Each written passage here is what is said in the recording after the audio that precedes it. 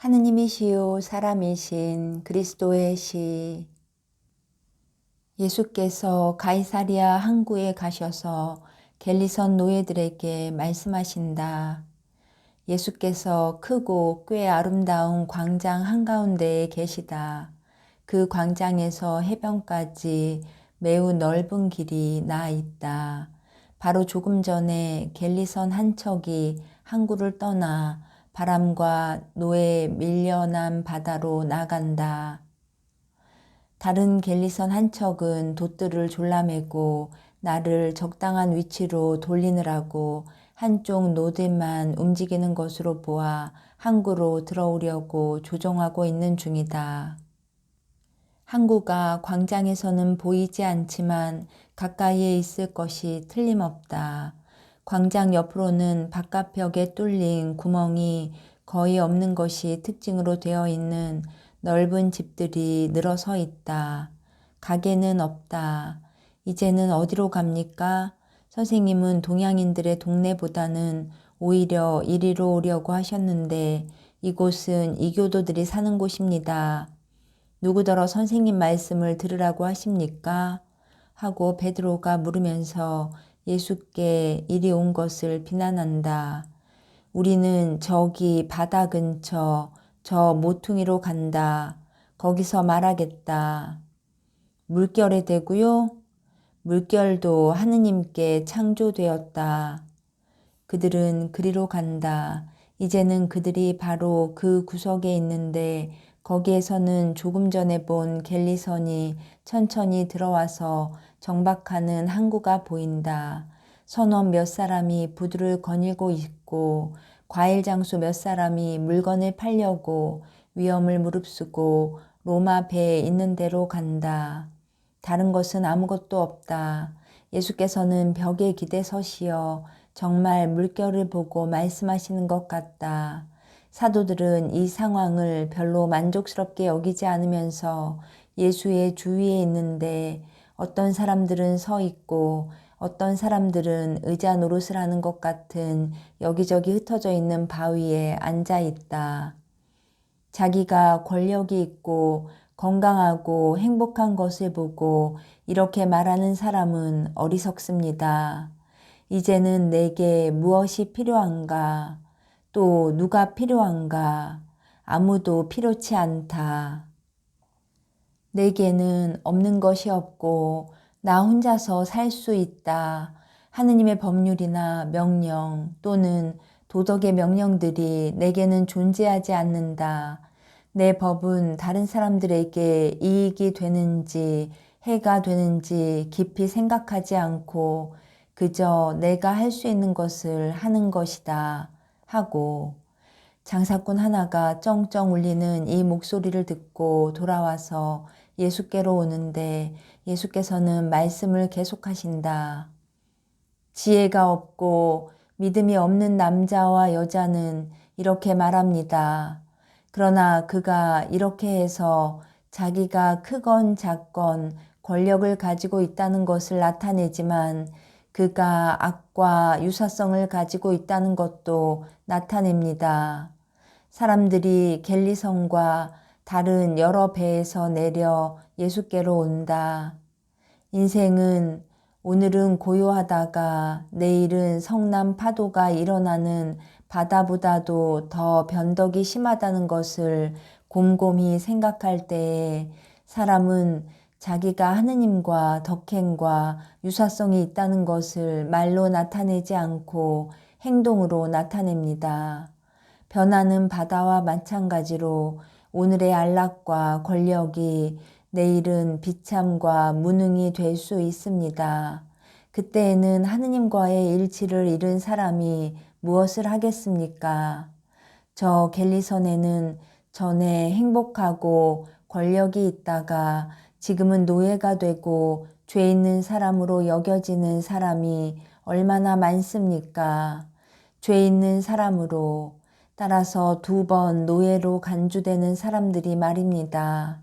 한 번은 그들이 아무 보람 없이 무시했던 인간의 계율의 노예가 됩니다. 보람없이 무시했다는 것은 인간의 계율은 그대로 있고 그것을 어기는 사람들을 벌하기 때문입니다. 또 한 번은 자기의 잘못을 미워하기에 이르지 못하는 죄 있는 사람들을 영원히 차지하는 사탄의 노예가 되는 것입니다. 선생님 안녕하십니까? 선생님이 여기에 오시다니 저를 알아보시겠습니까? 하느님께서 당신에게 오시기를 바랍니다. 푸블리우스 퀸틸리아누스, 당신이 보다시피 내가 왔습니다. 그것도 바로 이곳 로마인들의 동네에 저는 선생님을 다시 뵐 줄을 생각지는 못했었습니다. 그러나 선생님 말씀을 듣는 것은 기쁩니다. 나도 기쁩니다. 저 갤리선에는 노젓는 사람이 많습니까? 많습니다. 대부분이 전쟁 포로들입니다. 그 사람들에게 관심을 가지십니까? 배 가까이 가고 싶은데요. 오십시오. 당신들은 비키시오. 하고 가까이 왔던 얼마 안 되는 사람들에게 명령하니 그들은 욕설을 중얼거리면서 빨리 비낀다. 그냥 놔두시오. 나는 사람들이 빽빽이 있는데 끼어 있는 것이 습관이 되었어요. 여기까지는 괜찮습니다. 더 멀리는 안 됩니다. 군용 갤리선이니까요. 이것으로 충분합니다. 하느님께서 이것을 당신에게 갚아주시기 바랍니다. 예수께서 다시 말씀하기 시작하는데 로마 군인은 그 훌륭한 제복 차림으로 예수 곁에서 보초를 서는 것 같다. 비통한 사건의 결과로 노예가 된 여러분, 즉 한 번만 노예가 된 여러분, 일평생을 노예로 있을 여러분, 그러나 그들의 사슬 위에 떨어지는 눈물 한 방울 한 방울, 그들의 살에 고통의 흔적을 남기는 매 한 대 한 대가 그들의 수갑을 풀어주고 죽지 않는 어떤 것을 꾸며주며 마침내 그들에게 하느님의 평화를 열어줍니다. 하느님은 가엾고 불행한 당신 자식들의 친구이시고 이 세상에서 고통이었던 모든 것 대신에 많은 기쁨을 그들에게 주실 것입니다. 갤리선 안에서는 예수의 말씀을 귀담아 듣는 갤리선 노젓는 죄수를 지키는 사람들이 앞으로 나아온다. 물론 갤리선 노젓는 죄수들은 그들 중에 끼어 있지 않다. 그러나 노들이 나온 구멍들을 통해서 예수의 힘있는 목소리가 그들에게까지 오는 것을 들을 것이 틀림없다. 예수의 목소리는 물이 빠져나가는 이 시간에 조용한 공기 속으로 퍼진다. 퀸틸리아누스는 어떤 병사가 불러서 떠나갔다. 나는 하느님께서 사랑하시는 저 불행한 사람들에게 그들의 고통을 잘 참아받아서 그 고통이 다만 갤리선과 인생의 사슬을 더 빨리 끊는 불꽃이 되게 해서 인생이라는 이 보잘것없는 하루를 하느님을 갈망함으로 태워버리리라고 말하고 싶습니다. 어둡고 폭풍우가 몰아치고 공포와 궁핍이 가득한 하루와 같은 인생을 태워버리고 다시는 공포도 고통도 없는 빛나고 청명한 하느님의 태양 속으로 들어가라고 말하고 싶습니다. 비통한 운명의 희생자들이여, 여러분의 고통 중에서 착하게 살 줄 알고 하느님을 갈망하기만 하면 천국의 크나큰 평화와 무한한 자유 속에 들어갈 것입니다. 푸블리우스 퀸틸리아누스가 다른 병사들과 같이 돌아오고 그 뒤에는 노예들이 든 가마 하나가 오는데 병사들이 그 가마 앞에 길을 비키게 한다. 하느님은 누구십니까? 나는 하느님이 누구신지 모르는 이방인들에게 말하는 것입니다. 나는 하느님이 누구신지 알지 못하는 굴복한 민족들의 자식들에게 말하는 것입니다. 갈리아 사람들, 이베리아 사람들, 트라키아 사람들, 게르만 사람들, 켈트 사람들, 여러분은 여러분의 숲속에 하느님을 나타내는 무엇인가를 가지고 있습니다. 영혼은 하늘을 기억하고 있기 때문에 자발적으로 예배의 경향을 가지고 있습니다. 그러나 여러분은 여러분의 육체 안에 영혼을 넣어주신 참 하느님을 발견할 줄을 모릅니다. 그 영혼은 이스라엘의 자손들인 우리의 영혼과 같고 여러분을 굴복시킨 강력한 로마인들의 영혼과 같으며 선에 대해서 같은 의무와 같은 권리를 가지고 있으며 그 영혼에 대하여 선, 즉 참 하느님께서 충실하실 것입니다. 여러분도 역시 선에 대하여 충실하시오.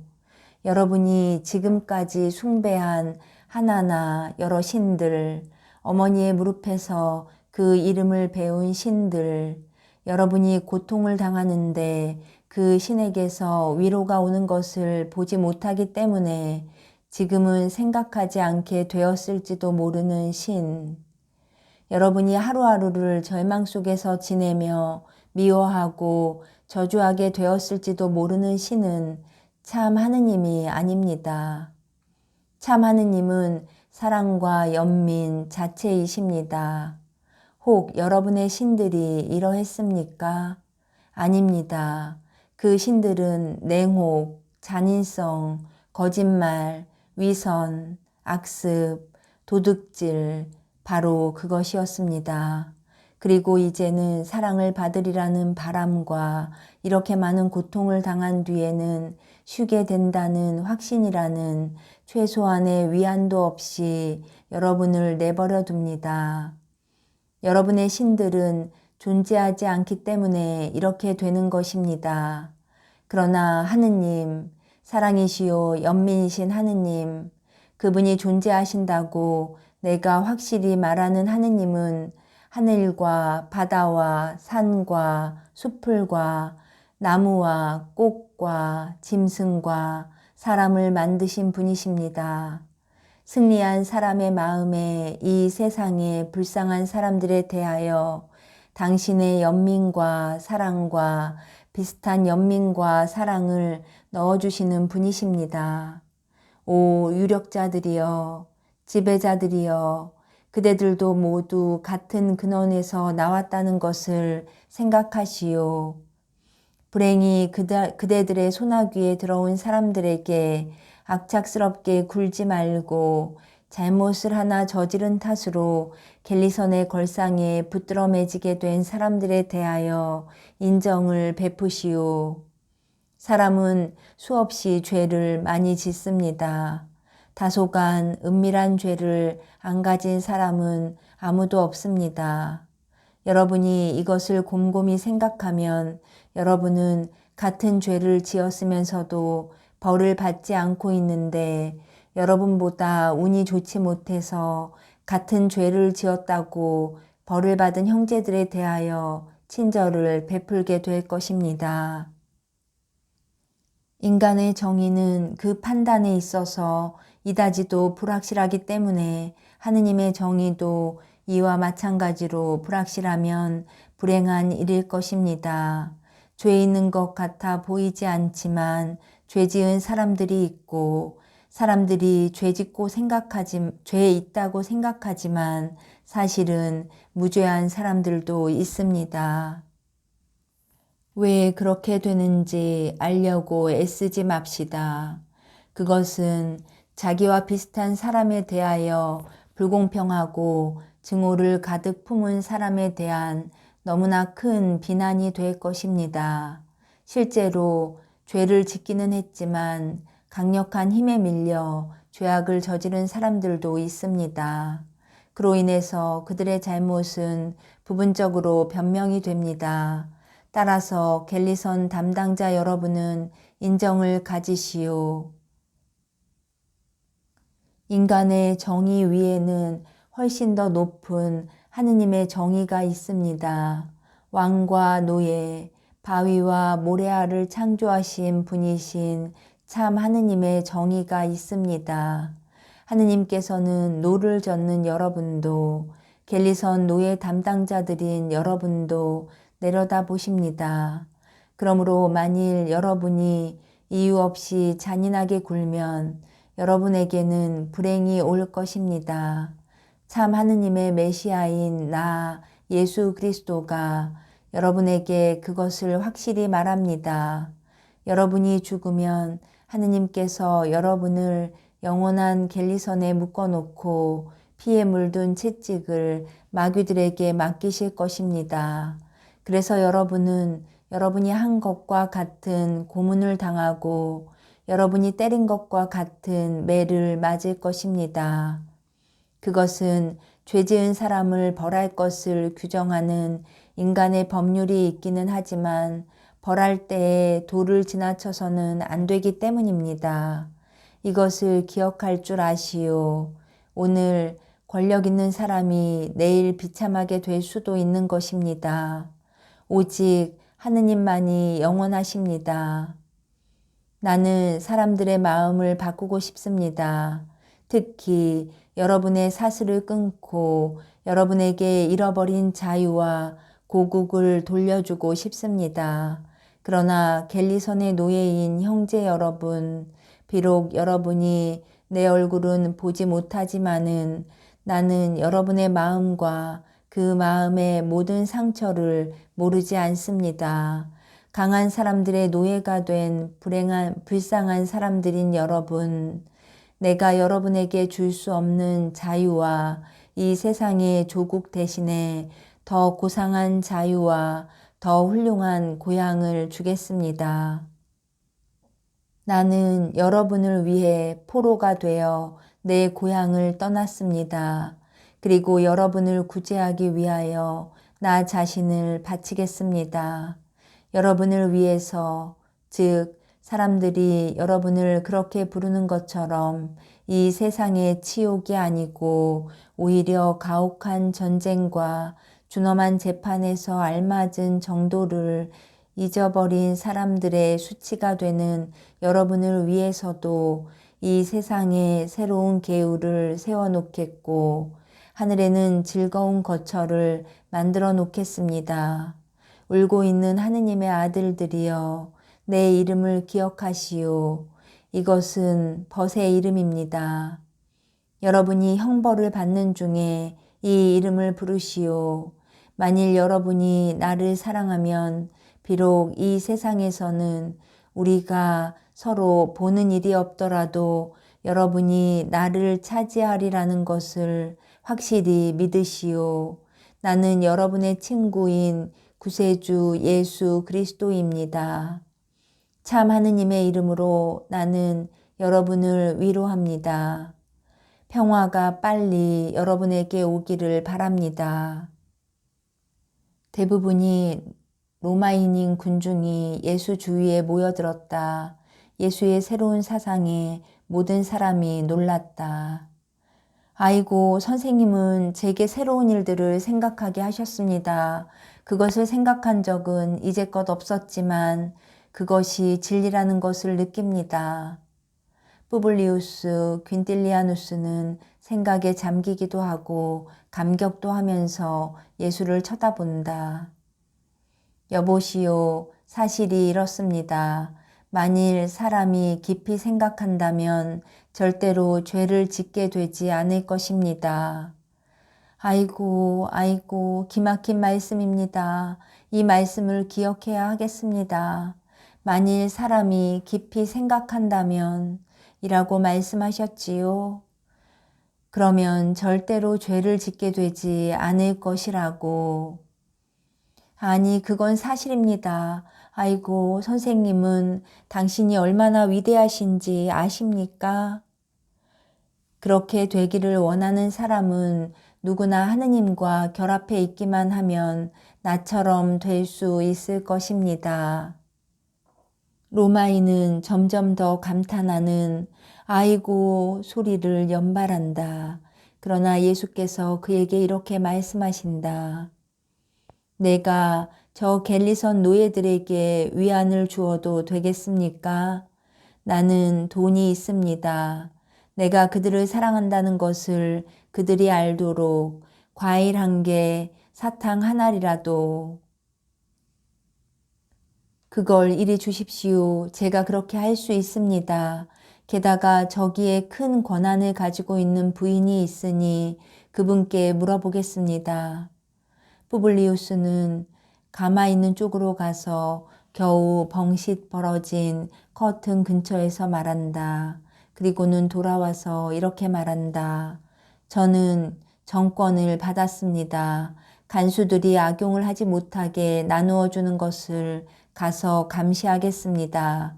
그리고 이것은 로마 제국의 군인이 전쟁 포로인 노예들에 대해서 동정을 베푸는 유일한 경우가 될 것입니다. 첫 번째이지 오직 한 번만 있을 것은 아닙니다. 노예가 없어지는 날이 언젠가 올 것입니다. 그러나 먼저 내 제자들이 갤리선 죄수들과 노예들 가운데 내려가서 그들을 형제라고 부를 것입니다. 아이고, 소리가 또 한바탕 조용한 공기를 뚫고 지나간다. 그동안 푸블리우스는 갤리선 노예들을 위하여 과일과 포도주가 넉넉히 마련되기를 기다린다. 그리고는 갤리선에 올라가기 전에 예수의 귀에 대고 말한다. 저 안에는 글라우디아 뽀로클라가 있습니다. 그 부인이 선생님의 말씀을 더 듣고 싶어 합니다. 그러나 우선 선생님께 무엇인가를 청하고 싶어 합니다. 가보십시오. 예수께서는 가마 쪽으로 가신다. 선생님 안녕하세요. 커튼이 겨우 벌어지면서 30대의 아름다운 여자가 보인다. 지혜의 갈망이 부인에게 가기를 바랍니다. 선생님은 영원히 하늘을 기억한다고 말씀하셨지요. 그러면 우리 안에 있다고 말씀하셨지요. 그러면 우리 안에 있다고 말씀하신 그것이 영원합니까? 영원합니다. 그렇기 때문에 그것이 하느님을, 자기를 창조하신 하느님을 기억하는 것입니다. 영혼이란 어떤 것입니까? 영혼은 참으로 인간을 고귀하게 만드는 것입니다. 당신은 클라우디아 일족 출신이라는 것을 자랑으로 삼고 있지요. 사람은 하느님의 집안에 속해 있기 때문에 그보다 더한 것을 가지고 있습니다. 당신은 클라우디아 시족의 피를 가지고 있습니다. 기원이 있고 또 끝이 있을 권력 있는 가문입니다. 그런데 사람에게는 영혼을 통해서 하느님의 피가 있습니다. 그것은 영혼이 인간의 창조주이신 영원하시고 강력하시고 거룩하신 하느님의 신령한 피이기 때문입니다. 하느님은 지극히 순수한 영이시니까요. 그러므로 사람은 그에게 있는 영혼으로 영원하고 강력하고 거룩합니다. 그리고 이 영혼은 하느님과 결합해 있는 한 살아 있습니다. 저는 이교도입니다. 그러니까 제게는 영혼이 없군요. 당신에게도 영혼이 있습니다.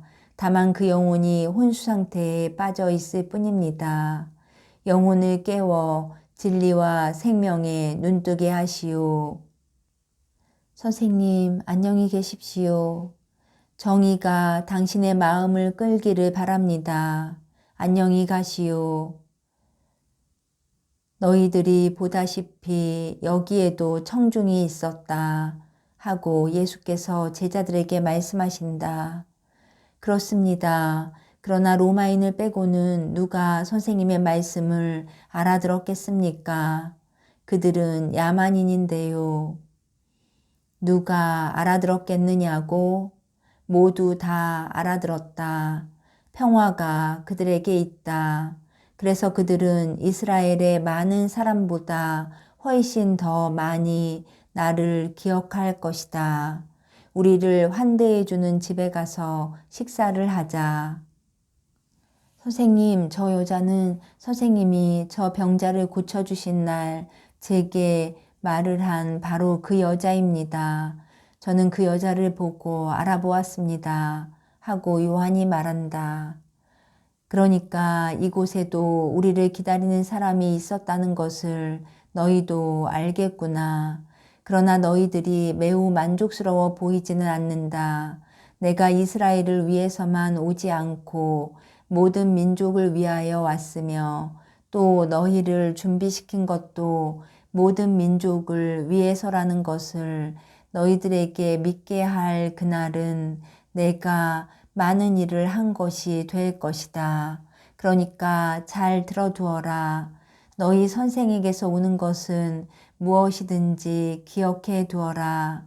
아무리 하찮은 사실이라도 언젠가 사도직을 위한 하나의 준칙이 되지 않을 것은 하나도 없다. 아무도 대답하지 않는다. 그래서 예수께서는 연민 가득한 서글픈 미소를 지으신다. 오늘 아침에는 예수님이 내게도 미소를 보여주셨다.